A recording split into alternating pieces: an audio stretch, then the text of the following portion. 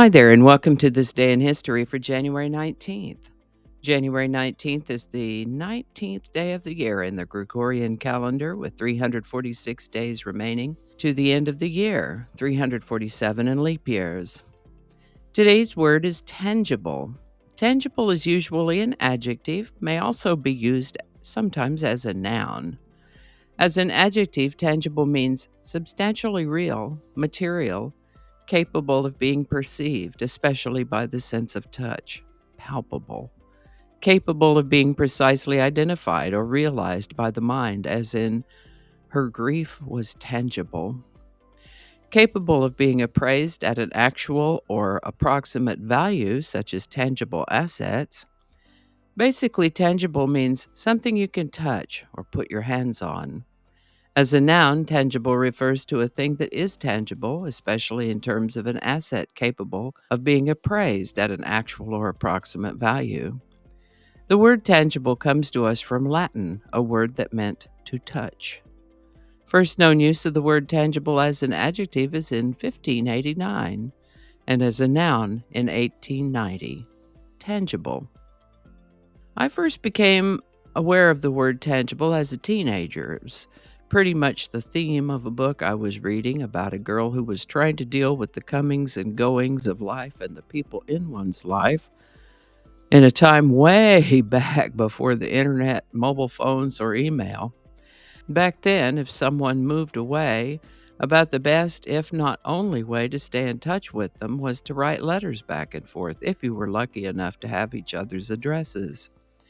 A continuous thread in that story was the main character's focus on something tangible to remind her of the gone person and what they'd meant to each other.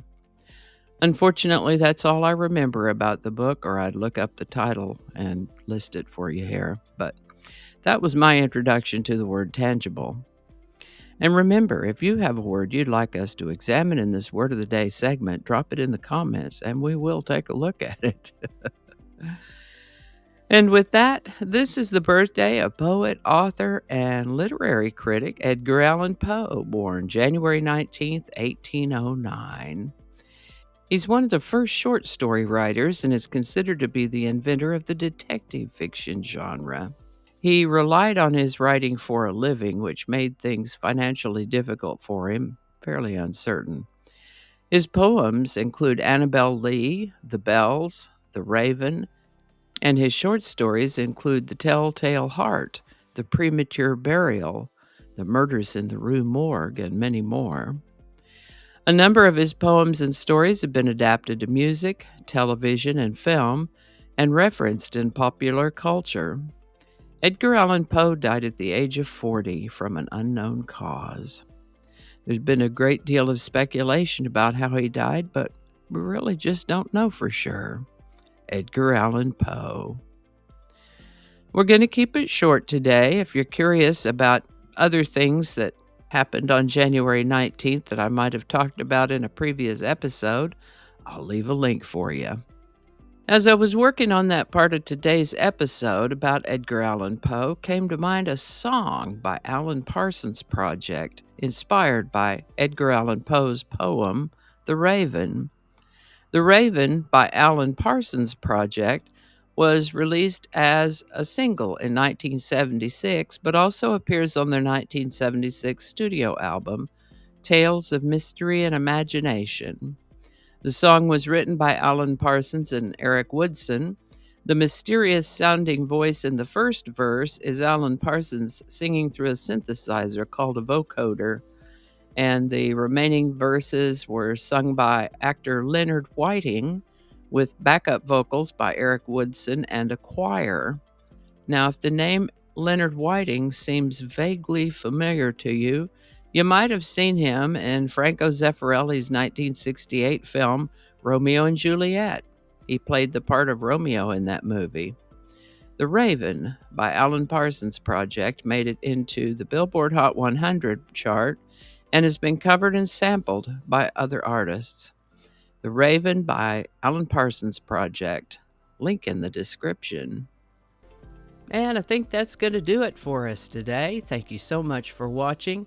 Consider subscribing if you haven't already. Feel free to share this video with a link in your email, messaging, or social media. If you enjoyed this series, check out the playlist that contains these videos, and I'll put a link to that in the description. That description lives on YouTube, so for other platforms, I'll include a link to my blog page that's called No Really. You can also find me on Rumble, BitChute, and Odyssey. All those links in that description. Alrighty, that's all I can think of right now. Thanks again and all. See you next time.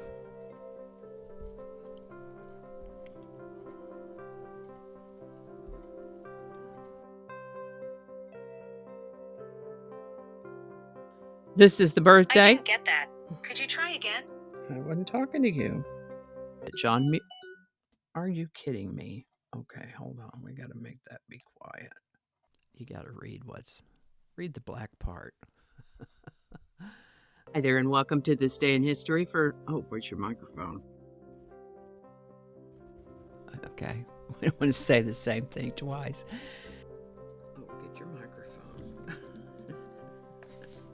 What is it with you and this microphone? Okay, here we go. Okay, we are still recording. That's great. Okay. How about that? We'll have a lot to edit today. Cacophony is a sound. Cacophony is a noun that you got to read it the right way. Let's start over.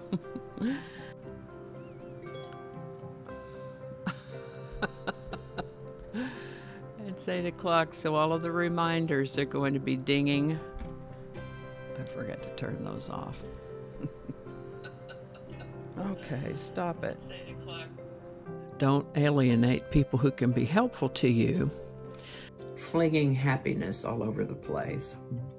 Alrighty, back to work. I think we got it this time.